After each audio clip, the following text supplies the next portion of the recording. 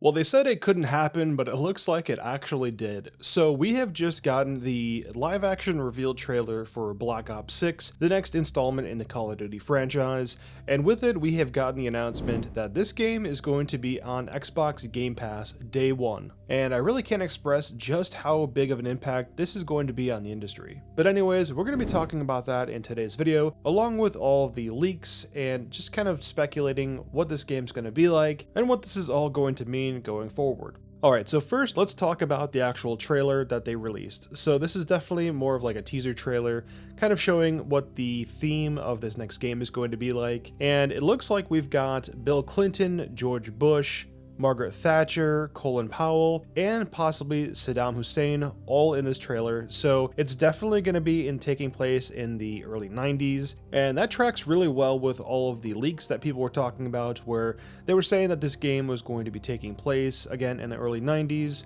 which was during the Gulf War. It's going to be really interesting to see what Treyarch does with the narrative for this game. It seems like we're going to be having some really heavy CIA vibes, along with just a bunch of espionage and some really interesting stuff. I'm actually really interested and actually excited for a Gulf War themed Call of Duty game. I've been someone that really hasn't played Call of Duty lately.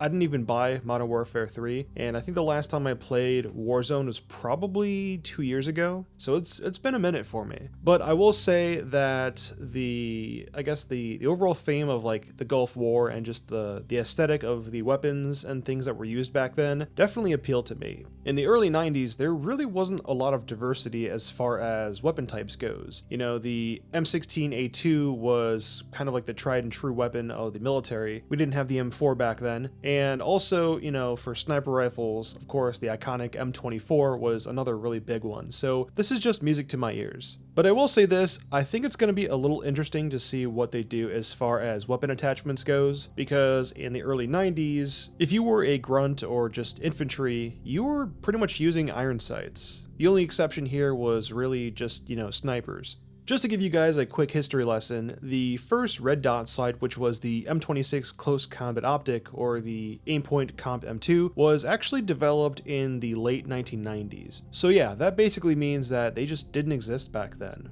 But I will say this, this is a Black Ops game, and we're supposedly, the elite of the elite kind of thing. So something tells me that we're probably going to have access to experimental ACOGs and red dot sights and things like that. Stuff that technically didn't exist back then, but it's a video game, right? So there is a ton of information on this game that is just kind of floating around the internet right now. You've got a mixture of all these different kinds of leaks. You've got the Call of Duty marketing campaign just going full force right now. They're sending, different things to content creators. Speaking of content creators, there is a guy by the name of Noah J456 on YouTube here. He's got a ton of subscribers, and I guess Treyarch sent him a video and a TV, and there was a 1-second clip of what basically looks like a zombies game mode for Black Ops 6, so that's really cool. But I really want to talk about the elephant in the room here, and that is the fact that this game is going to be on Game Pass day one. And this has a bunch of different implications. The biggest one that I think I'm kind of worried about is there's definitely going to be a price hike as far as the Xbox Game Pass goes. Just the fact that, Call of Duty for, since its entirety has always been a 60 or I guess 70 now base game. You have to buy the game, that's just how it's been. And just the fact that this game is such a popular game. This is really big, and I think some implications here is that I don't know, man. I think they're going to be doing a lot more pay to win or just more predatory monetization stuff with this game to make up for the cost of people not having to buy it as much. I don't know. I feel like there's going to be a bunch of crazy stuff that's going to happen with this game.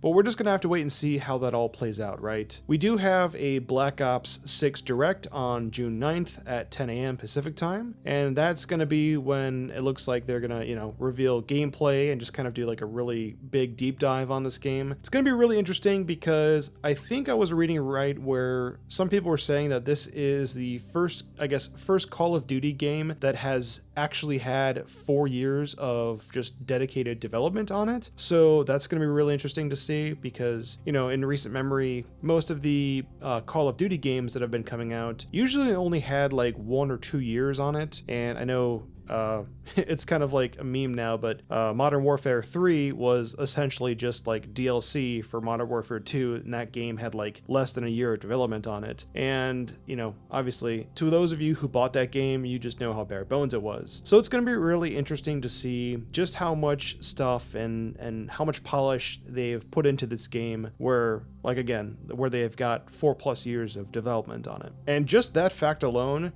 makes this game have a lot riding on it. If this game isn't good, then we're going to be in a really bad spot, because 4 years of development for a game like this, yeah, it better be good, right? But anyways, let me know what you guys think about this announcement and what your thoughts and, I guess, hopes are for Black Ops 6. If you could do me a huge favor and leave a like on this video and subscribe to the channel if you enjoyed it. Thank you so much for watching. I'm still Solo, and I'll see you all in the next one.